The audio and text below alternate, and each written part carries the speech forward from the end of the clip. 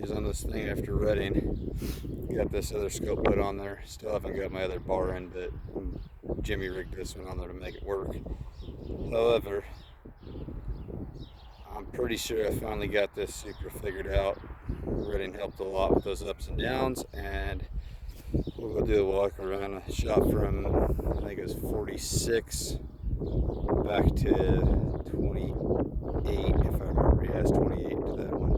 So anyway, from 28 to 46 yards, 5 arrows, and give you a walk through on the bow real quick and show you what it looks like when I did a little bit different. So, didn't add anything on the back, but I moved the bar back up top because it does like to be sitting up there more like the Reckoning. It just seems to balance out a little bit more. Scope sitting back on there, got it. You can see how it's canted just a little bit. Really honed my ring in. I think that's where I was getting that cut on the downhill. Added 2 ounces more on the front. This is how I have it mounted up. It's just that, I don't know if you can't see that really. The camera don't want to focus. There we go. Here, let's see. There we go. Let's see if we can get it to focus now. Anyway, well, I guess I can't seem to get it to focus. There we go. So, anyway, I pulled those little bolts out of there and got it to stick on there. It's got that little half moon. It actually lined up pretty well. Just bolted it through. I had this rail for the back.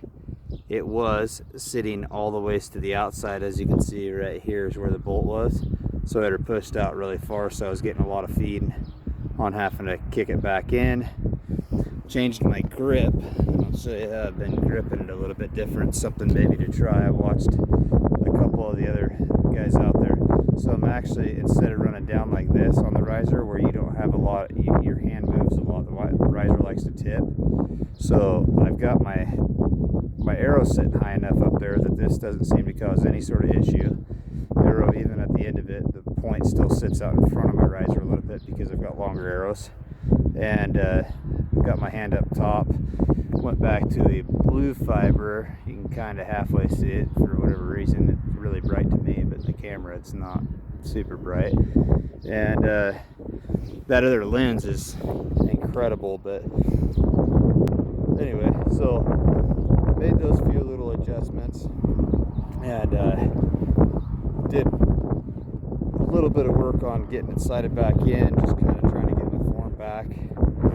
This one was 28 yards, maybe it was 26 and a half or something, but thing's sitting down to the half yard now. So there's that shot, quartering shot there.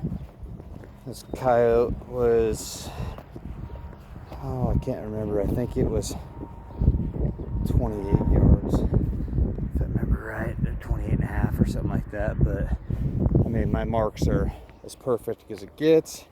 This one was here, it was like 27, I think it was, but you can see, I mean, that's a 12 ring that's barely bigger than the shaft at 27 yards. Having that lens in there has definitely been a giant help. This one was 43.2 yards, I think it is. But again, I mean, you're looking at it as a level point, and it is, I mean, my marks are as perfect as I've ever been. And this one is like 48 and a half yards. And again, I mean, that's, you look at elevation on that thing and it is right in the middle of the 12 rings. So extremely happy with what's coming out of this bow. And I mean, I'm sure you can hear it in this camera. It's pretty windy out. I mean, I've got definitely a lot more to try to work on the arrow side of it, but moved that sight around and got that tape. I mean, just absolutely perfect. And between the lens and that blue, and just getting lined up on that housing the correct way, where it's not sitting like this anymore. Now it's sitting a little more like this. So as my sight goes up and down, it's matching up with the angle of my string. Made a huge difference. Axis is absolutely perfect on all ways. At 70 yards I was shooting this morning before it really got this windy out, and put 5 arrows right in about a 2.5 inch group. I mean, it's really shooting good now. But just an idea, something maybe you gotta try, and try tipping that bar back up a little bit, moving it up. It was a little bit of work to get it back in there, but not much. I mean, I already had the weight pretty much where I wanted it, so it's been pretty good so far.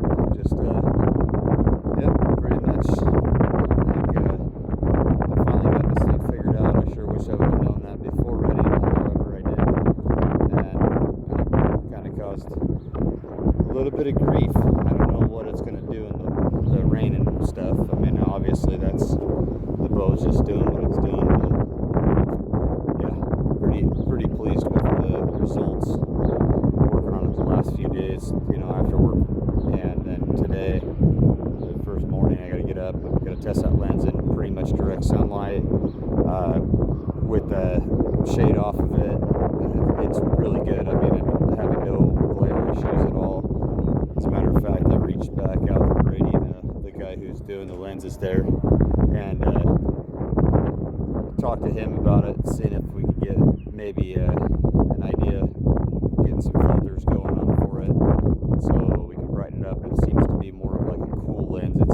It's not dark, but it's almost darker, and it seems like in the shadows in the afternoons, when I shot it in low light, that was the issue that I had with it. But all in all, I mean, couldn't be happier with the way things are going, and I got a shoot on the 1st and 2nd of June. The Lamoille shoot, and I think if I can go out there, I mean, from what I'm doing here, what I did at 70 with it, I'm pretty sure that this thing's going to be unbelievably accurate. And the other thing, like I said, that changed my grip up, and after watching Aaron use that grip, I thought, you know what, when I get home I'm going to try that out, and I did, and I actually the consistency is incredible how much more consistent I am. Even on the break, like the way the bow wants to fall, the way it falls forward on it, it definitely holds a lot better, even in this wind getting blown around. I mean, here I'll show you what my bow looks like right now. I mean, you can see it's tipping around. There's a lot of wind. I mean, you could see the bow just sitting there jiggling in the wind. It's moving back and forth, just sitting there. And adding that extra couple ounces up front, moving that bar up, actually helped out with that. It kind of balanced things out in that front half of the bow, getting it settled in. I got to still reach back out to Sean and Shauna, well, Sean mostly, and have him cut me that other bar. Once I get a 30-inch bar in the front and I think a 15 out the back, it's probably going to even bring that in a little bit tighter. I don't know if I'm going to have to add a little bit more weight. This is almost too heavy. I needed to get out here and be practicing a lot with it, because adding a few more ounces to the front, or a couple ounces to the front and another ounce to the back, is definitely, I mean, I can feel it. The bow's a lot heavier. It holds so good though. I'm not having that fight to get the pin back up in the middle.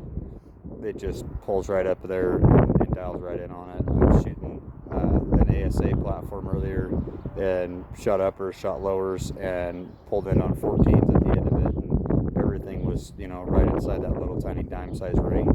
So yeah, pretty awesome, man. Just food for thought, something for you guys to maybe try out too, and see what happens. But yeah, definitely pretty happy with the way things are going, and it's going to be really fun to get me go shoot a little bit more competitively with this thing and see what's going to happen whenever I do get on those downhills and uphills. I'm going to go out to the range once this wind kind of dies down a little bit. I really want to test and see what it's doing on those ups and downs and not be blown around like I am right now.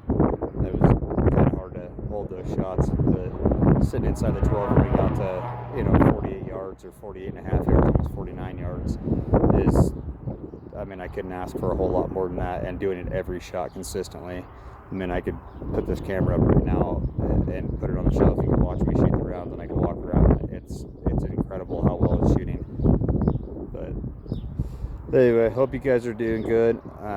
Scott, hope Sunshine's kicking it and getting herself all back to good health. And hope to see some videos of you guys shooting and making some adjustments from where you were at. Scott, missed the heck out of you. Sure wish you would have been at Redding, but understand. And again, like I said, hope Sunshine's healing up good. We'll catch you guys on the flip side.